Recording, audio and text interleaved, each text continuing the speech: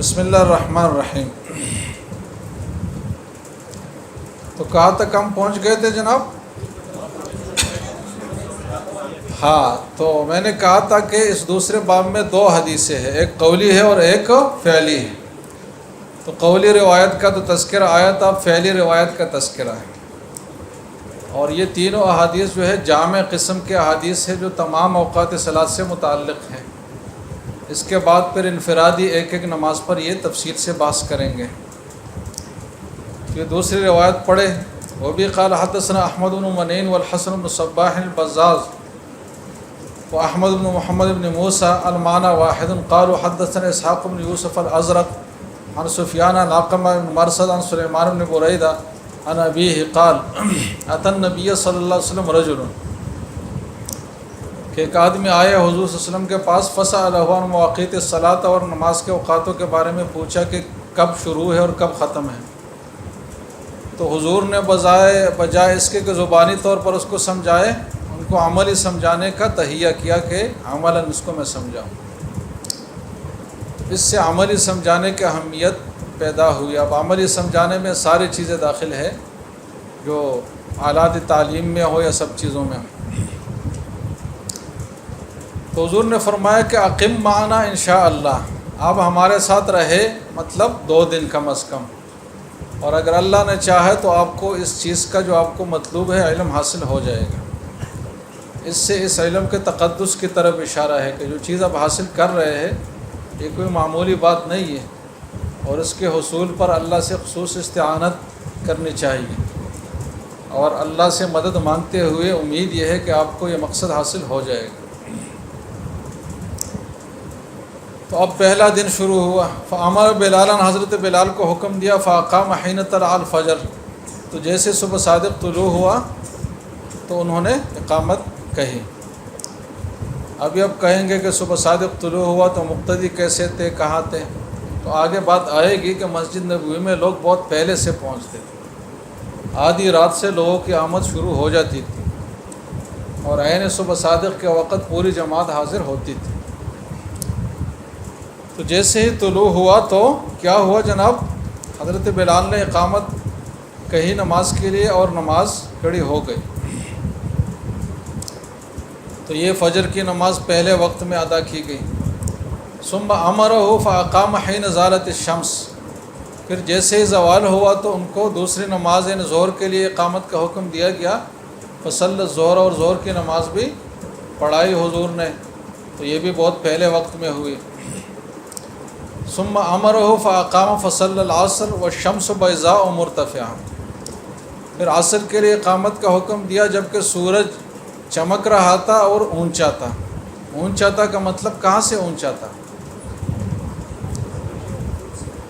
مغربی افق سے اونچا تھا۔ یہاں اب عصر کے حوالے سے جو بھی بات ہوگی نا وہ مغربی افق کے بنسبت ہی ہوگی، جیسے کہ آگے بھی ایک جملہ آئے گا۔ تو مطلب سورج چمک رہا تھا اور مغربی افق سے کافی اونچا تھا۔ اب یہ جو تعبیر ہے، یہ جو اختلافی مسئلہ گزرا ہے اس میں کسی کی دلیل نہیں ہے، مطلب قطعی طور پر، کیونکہ سورج اگر مثل ثانی میں ہو تو بھی وہ بیضاء مرتفعہ ہے، اور اگر مثل ثالث میں ہو تو بھی وہ بیضاء مرتفعہ ہی ہوتی ہے نا۔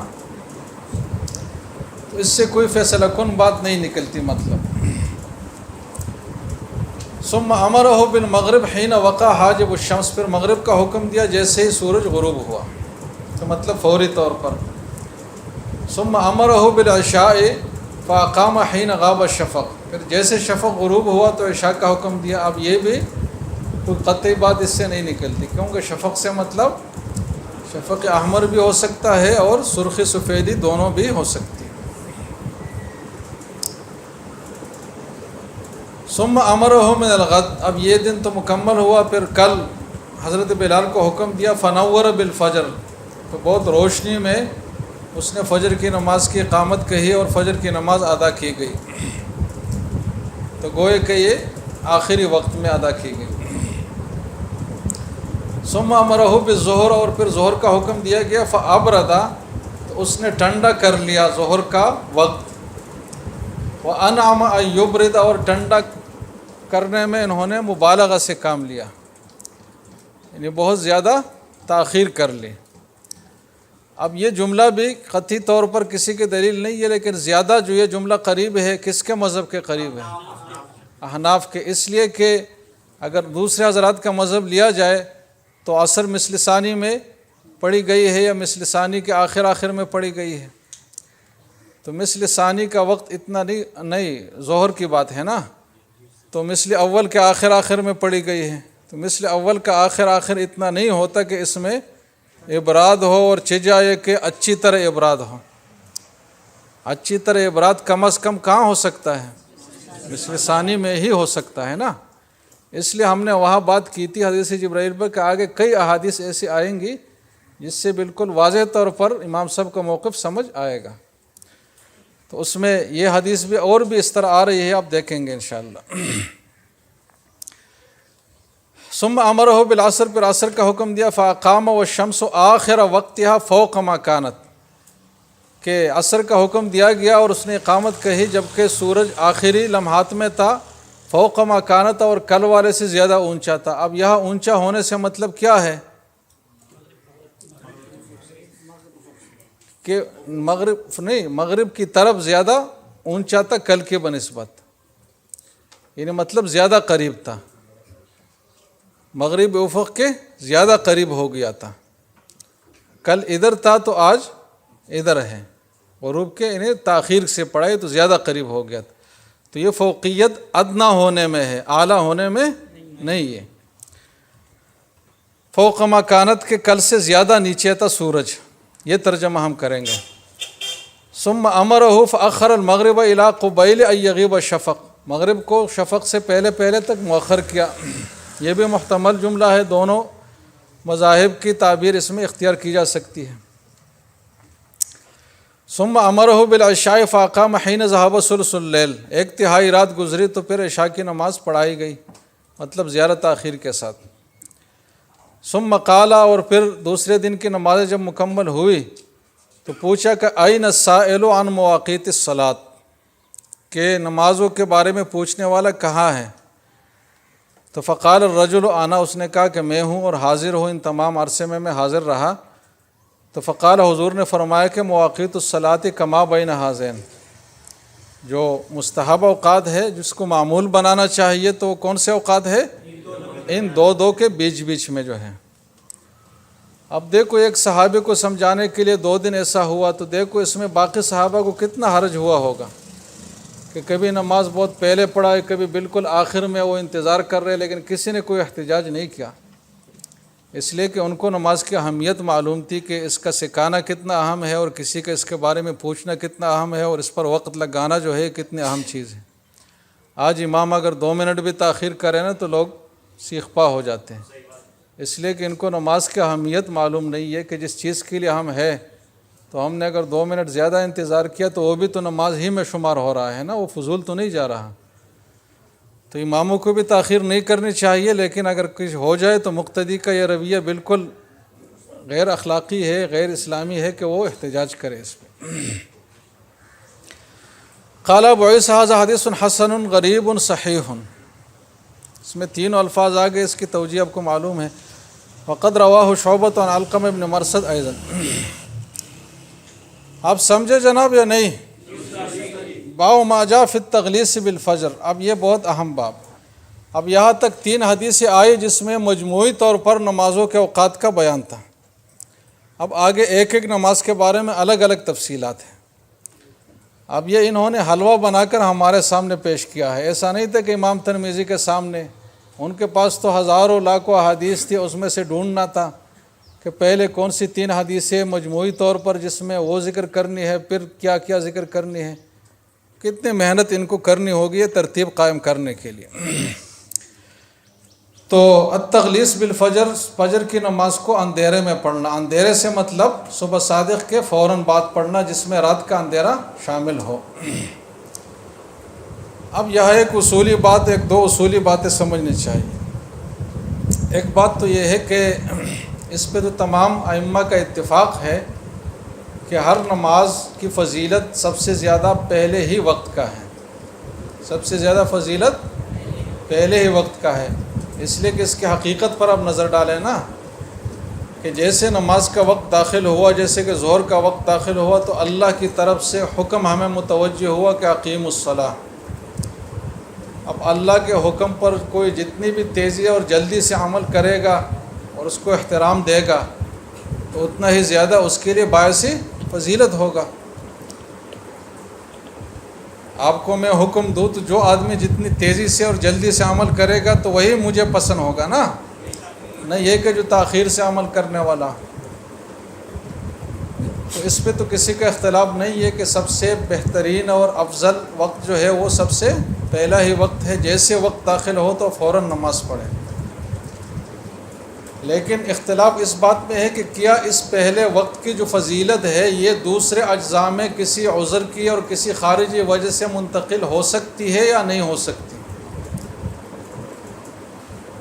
تو باقی ائمہ کے جو مقلدین ہیں تینوں کے، وہ فرماتے ہیں کہ نہیں، فضیلت ہر موسم میں ہر حال میں پہلے ہی وقت کے لیے ہے، یہ فضیلت دوسرے وقت میں منتقل نہیں ہو سکتی۔ اگر دوسرے وقت میں کوئی تاخیر کرے گا تو وہ فضیلت سے محروم ہوگا۔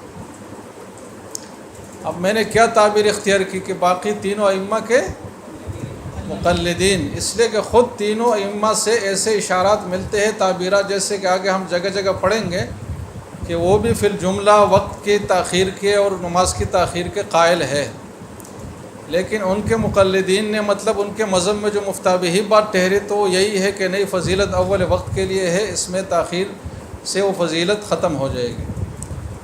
احناف نے کہا ہے کہ فضیلت اول وقت کے لیے ہے، لیکن 3 وجوہات کی وجہ سے یہ فضیلت آگے منتقل ہو سکتی ہے۔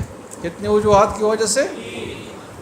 مطلب 3 میں سے کوئی وجہ پائی جائے۔ اس کو مختصراً اس طرح یاد کرے کہ ایک ہے حق مصلیین، نمازیوں کا حق، حق المصلیین، دوسرا ہے حق الصلاۃ، تیسرا ہے حق الوقت۔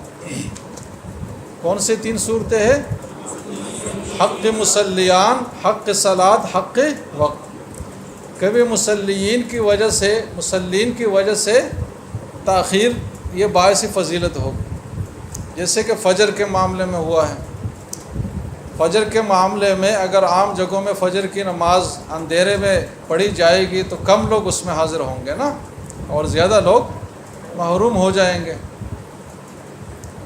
کیونکہ ہم عام نارمل زندگی کی بات کر رہے ہیں اور ہمیشہ ایک معمول کی بات کر رہے ہیں۔ تو عام زندگی میں اس کو اب معمول بنائیں گے تو لوگ ویسے فجر سے رہ جاتے ہیں، تو جب بالکل ابتدائی وقت میں ہو تو بہت سارے لوگ رہ جائیں گے۔